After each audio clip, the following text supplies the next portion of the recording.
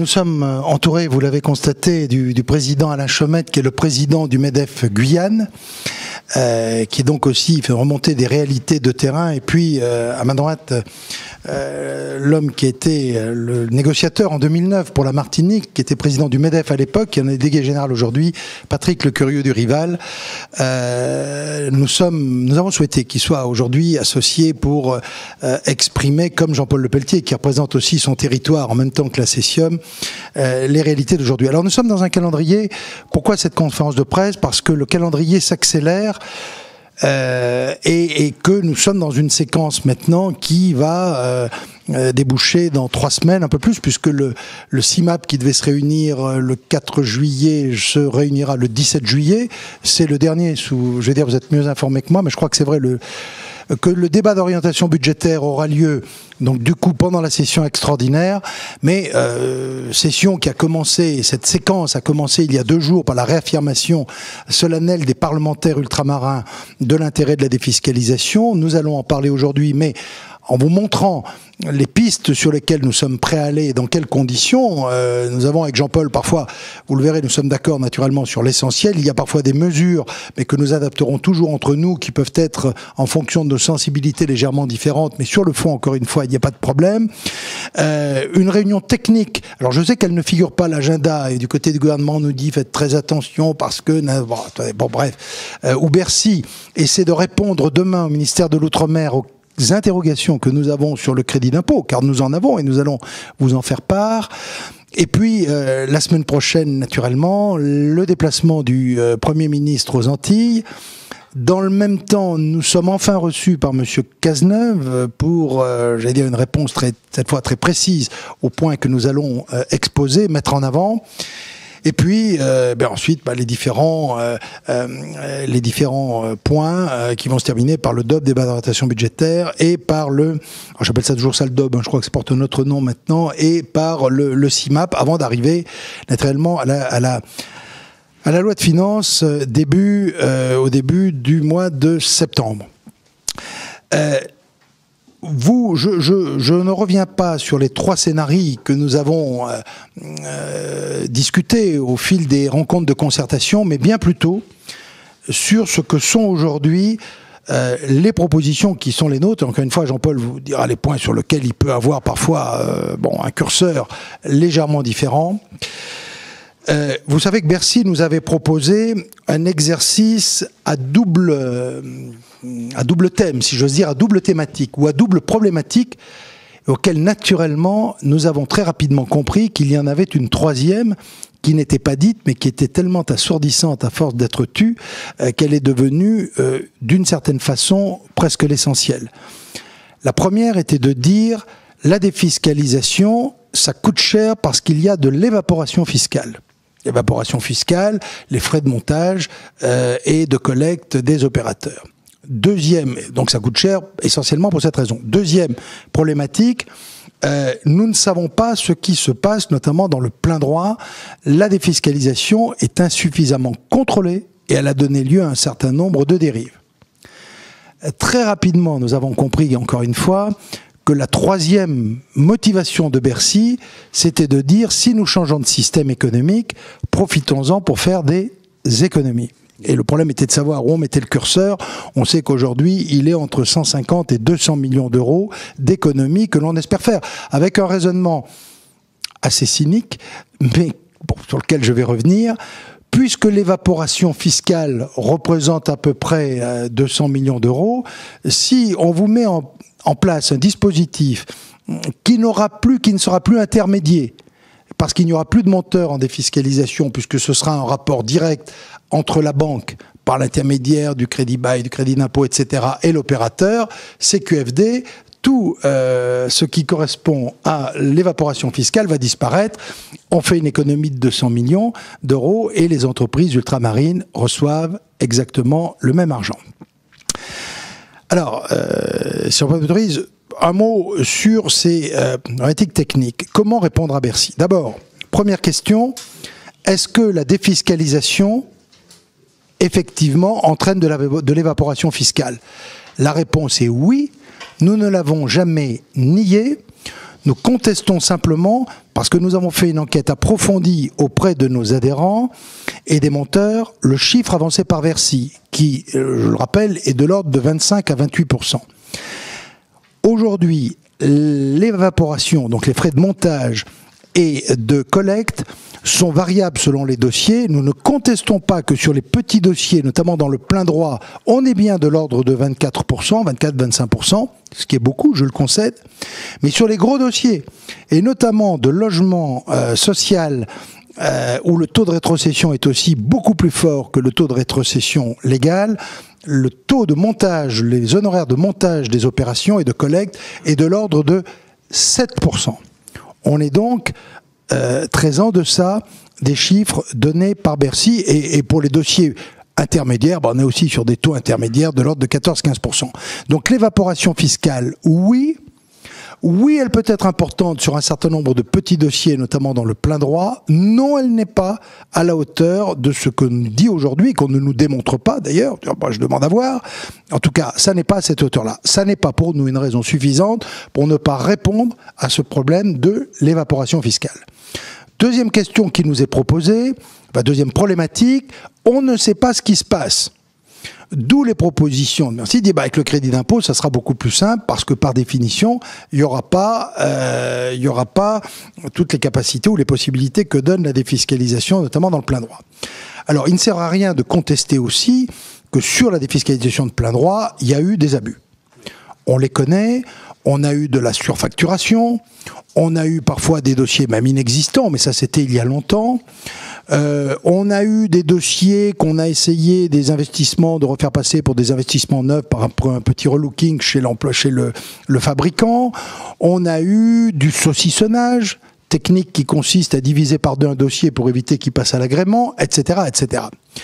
Nous considérons aujourd'hui que ces critiques sont essentiellement des critiques qui sont derrière nous, d'abord parce qu'aussi on connaît ce qui s'y passe et ceux qui ont procédé à ça sont fait prendre la main dans le pot de confiture et ont été sanctionnés, ce qui est une bonne chose.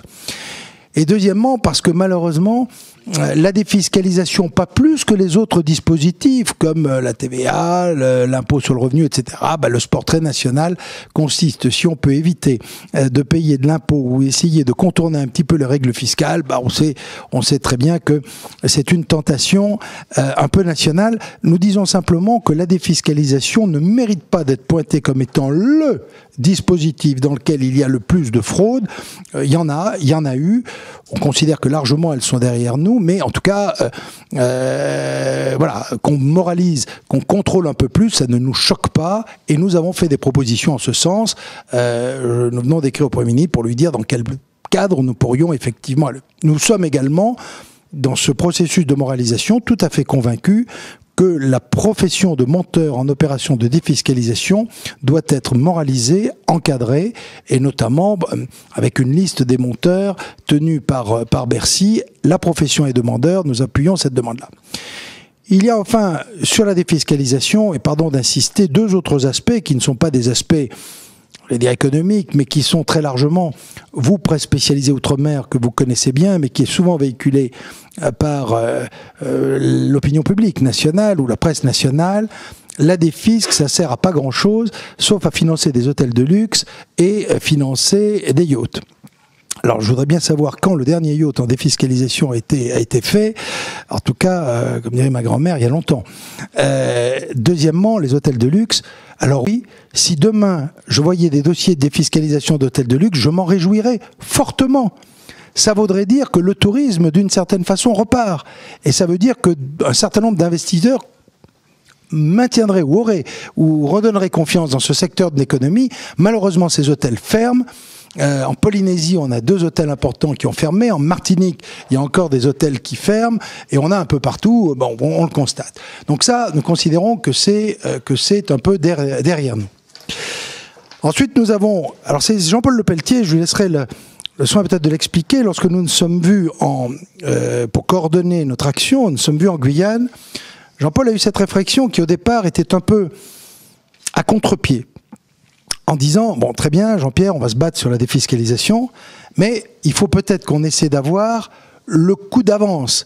C'est-à-dire que si on ne maintient pas le dispositif, même moralisé, même encadré, etc. Si on doit aller sur des crédits d'impôt, dans quelles conditions, comment, avec quelle garantie? Et sur le crédit d'impôt, nous avons fait un certain nombre de propositions qu'on va aller devant vous. Nous demandons d'abord extrêmement fermement, et c'est le point le plus important, que s'il y a un nouveau dispositif d'aide fiscale à l'investissement outre-mer, ce soit un dispositif expérimental. J'insiste sur l'aspect expérimentation, qu'on ne fasse pas disparaître la défiscalisation s'il devait s'avérer que le crédit d'impôt ne marche pas, ou comme nous pensons, marchera, mais dans des conditions extrêmement compliquées, un petit peu usine à gaz, pour certaines en tout cas entreprises, donc encore une fois expérimental. Deuxièmement, qu'on le réserve aux plus gros dossiers. Ceux montés par des entreprises d'une certaine taille. Alors le curseur varie entre ce que propose notre ami Fruto qui dit les entreprises de 50 salariés, 10 millions d'euros de chiffre d'affaires. Nous proposons 250 millions d'euros, 250 salariés pardon, et 50 millions d'euros pour avoir là une référence à la PME communautaire, au-delà de la PME communautaire. Et naturellement, qu'on puisse, lorsqu'on fait notamment de la défiscalisation à l'IS, utiliser le potentiel fiscal de l'entreprise. Ça ne nous paraît pas choquant. Si une entreprise fait 400, 500, 600 000 euros de résultats d'IS, qu'elle utilise d'abord cet IS pour financer effectivement un investissement, pourquoi pas ? Donc nous sommes, encore une fois, vous le voyez bien par rapport à la position qui était notre position de départ, nous sommes extrêmement attachés à la défiscalisation parce qu'elle a fait ses preuves, parce que les outils statistiques que nous avons à notre connaissance, notamment le dernier rapport qu'avait fait le Sérum sur la Guadeloupe sur les années 90-2000, montrent que c'est un outil qui permettait de créer plus de richesses qu'en métropole, une augmentation du PIB par habitant plus importante qu'en métropole, une diminution du chômage plus importante qu'en métropole, et le président Le Cueur-du-Rival rappelait tout à l'heure, dans un contexte également où on rattrapait en matière de SMIC, c'était après l'élection du président Chirac, où on était aussi dans un dispositif de rattrapage. Donc ça a eu des effets positifs. Une fois qu'on a dit ça, une fois qu'on dit qu'on y est effectivement légitimement attaché, on conçoit que sur la défisque, dont nous souhaitons qu'elle soit maintenue, notamment pour les plus petites entreprises, nous sommes naturellement bien conscients qu'il faut qu'on en améliore l'efficacité et le contrôle. Sur le contrôle, nous ne sommes pas favorables, contrairement à Bercy, à ce qu'il y ait un agrément simplifié. L'agrément simplifié, c'est sûrement pas une simplification de l'agrément. Et je crains qu'on ne sache pas faire. Nous sommes au contraire sur un régime déclaratif renforcé. C'est-à-dire qu'il y ait, à l'initiative du monteur en opération de défiscalisation et de l'entreprise exploitante, qu'il y ait un dossier co-signé, signé par l'expert comptable ou le commissaire aux comptes de l'entreprise et qui donne à Bercy tous les renseignements à l'administration fiscale dont elle a besoin. Naturellement les factures, éventuellement les devis, l'attestation d'assurance, de localisation du bien, etc., etc. Et que ce document, cette gaz, soit remis à première demande par l'administration fiscale qui aujourd'hui, vous le savez, ne peut connaître ce qui se passe en plein droit qu'en année à minima N+1, au moment où l'entreprise a fait son bilan et au moment où le contribuable a fait sa déclaration d'impôt. Donc, renforcement du contrôle sur le plein droit, oui, nous y sommes favorables. Bercy propose ensuite qu'il y ait un certain nombre de dispositions d'agrément au premier euro dans un certain nombre de secteurs sensibles, et il parle notamment du transport. Oui, nous y sommes aussi favorables, à la condition qu'on ne mette pas dans ce secteur des transports le petit matériel, le petit véhicule de livraison de l'entreprise, l'estafette, etc. Et donc nous avons proposé, là aussi un amendement, si j'ose dire, pour les véhicules de plus de 3,5 tonnes. On sait bien qu'il y a des problèmes, notamment à La Réunion, mais dans d'autres territoires, où on a une surcapacité de camions qui sont soit sur les routes, ça c'est un moindre mal, soit dans des parkings où ils ne tournent pas, et avec toutes les conséquences que ça peut avoir sur l'activité. Nous sommes favorables donc à ces dispositions d'agrément. Nous avons fait une troisième proposition, et à laquelle il semblerait que le gouvernement ne se rallie pas parce qu'il considère que c'est un peu compliqué. Et pourtant, c'est de donner à chaque territoire la possibilité de déterminer les secteurs dans lesquels il peut considérer qu'il y a une surcapacité d'équipement. le Conseil régional de Guyane peut, après concertation avec les milieux économiques de Guyane, pourrait décider que dans tel secteur, les biens d'équipement ne seraient plus pour une période de X ou Y possible en défiscalisation, car on considère qu'on est dans un suréquipement dans le territoire. Ça nous paraissait une proposition de bon sens. Bon, le gouvernement n'a pas l'air très favorable parce qu'il considère que c'est sûrement un peu compliqué. Je pense quand même que c'est une voie qui mérite d'être explorée. Tout ça, c'est naturellement sur le contrôle. Parallèlement, parce qu'on voit que les deux choses sont liées, sur la réduction de l'évaporation fiscale. Nous ne sommes pas opposés à ce qu'il y ait avec la profession de monteur et en opération de défiscalisation une opération vérité des tarifs et des frais. Simplement, nous demandons à ce que le gouvernement ne procède pas comme il s'apprête à le faire pour le Duflot par rapport aux syndics, aux agences immobilières par voie d'autorité dans la loi, mais ça mérite d'avoir une négociation avec la profession qui, je crois, y est ouverte. Dans le même sens, la profession est favorable, je le rappelle, à la charte de déontologie, à la liste tenue par Bercy, etc. Donc je crois qu'on a là aussi des capacités à améliorer, au moins pour les plus petites entreprises, le dispositif de plein droit. Je vais m'arrêter là pour passer la parole à Jean-Paul pour compléter un petit peu ça. Mais vous voyez bien que nous ne sommes pas figés sur il n'y a que la défiscalisation. Nous rappelons qu'elle était indispensable, nous rappelons qu'elle est essentielle, nous rappelons qu'elle est souple et que nous avons, mais nous y reviendrons après, un certain nombre de réserves sur le crédit d'impôt que nous vous détaillerons dans quelques minutes. Jean-Paul. Alors, je vais tenter à partir de l'exposé de Jean-Pierre Philibert, d'abord vous rappeler que c'est un travail en partenariat affiché.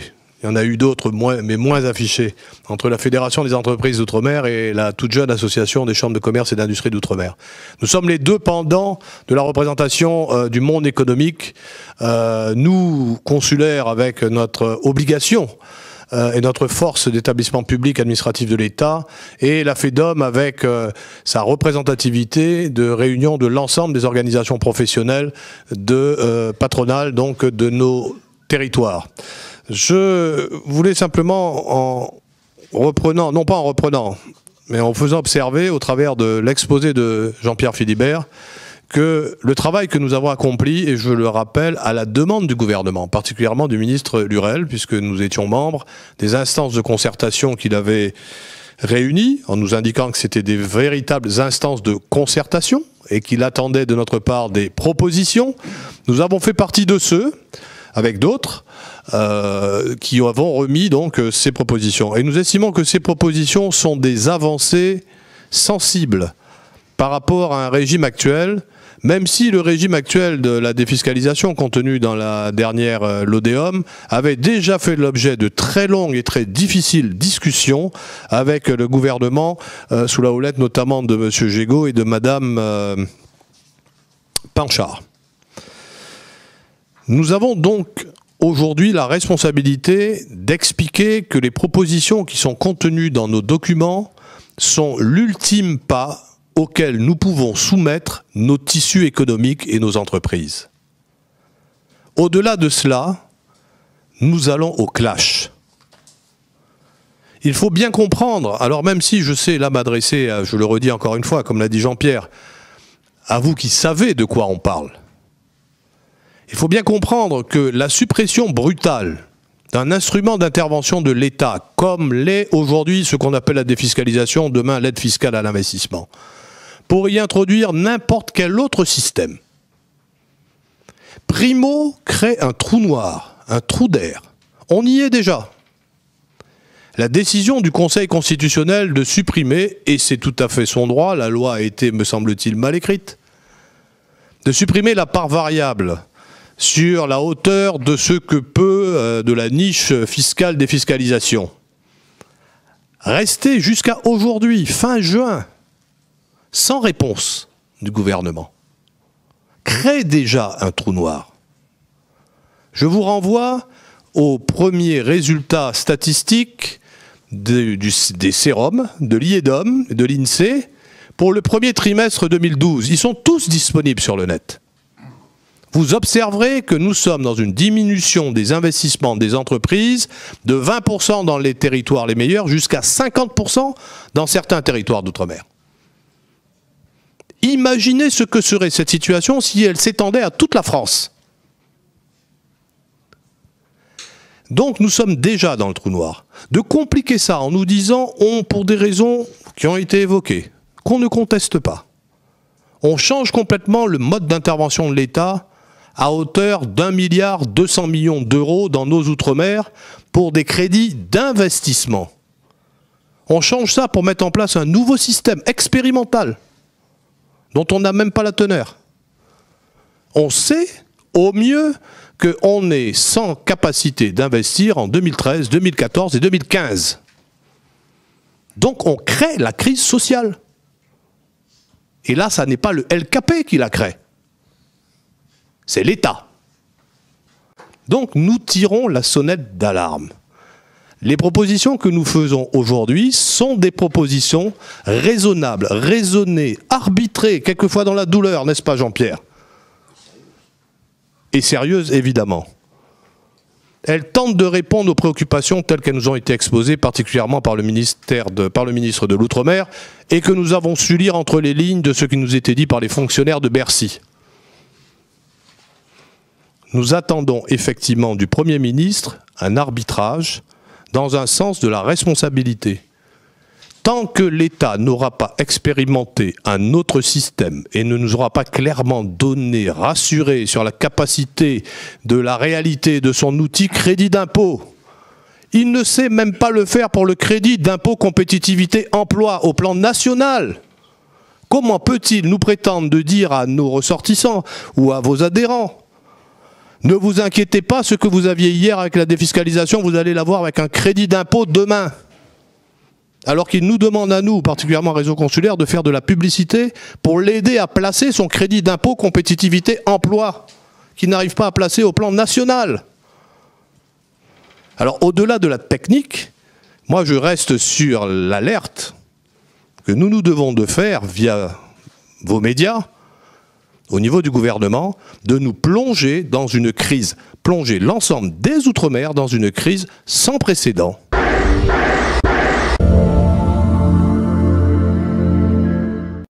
Attention, désormais, pour tous les originaires d'Outre-mer qui viennent à Paris, Dole Team Prestige s'occupe de tout, transport et hébergement. Depuis l'aéroport, nous vous accompagnons chez votre médecin, hôpital, clinique, formation ou congrès. Dole Team s'occupe également de votre hébergement, studio, appartement, hôtel ou chambre, en pension complète ou demi-pension. Ce service est aussi valable pour toutes les personnes à mobilité réduite. Dole Team facilite votre séjour au meilleur tarif. Appelez dès maintenant au 01 47 61 19 97. Dole Team, c'est nous-mêmes.